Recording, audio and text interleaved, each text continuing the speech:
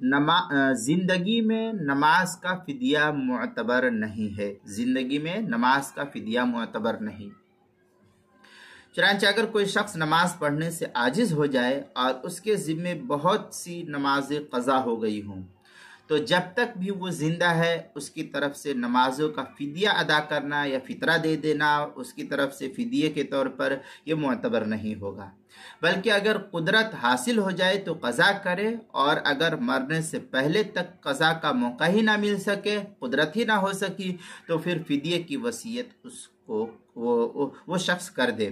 چنانچہ علامہ شامی لکھتے ہیں وَلَا فِدْيَةَ فِي الصَّلَوَاتِ حَالَةِ الْحَيَاةِ بِخِلَافِ الصَّوْمِ، یہ فتاوی شامی کے عبارت ہے جو زکریا بک ڈپو دیوبند کا ہندی نسخہ ہے، اس کی دوسری جلد صفحہ 570، اور جو بیروت کا چھپا ہوا نسخہ فتاوی شامی کا اس کی دوسری جلد صفحہ 498۔ آگے در مختار کے اندر ہے وَلَوْ فدا عن صلاته فی مرضه لا یصح بخلاف الصوم، یہ در مختار جو بیروت کا چھپا ہوا نسخہ ہے اس کی دوسری جلد صفحہ 467، باب قضاء الفوائد، فتاوی عالمگیری پہلی جلد صفحہ 125، کتاب المسائل پہلی جلد صفحہ 574 پر اس کو نقل کیا ہے۔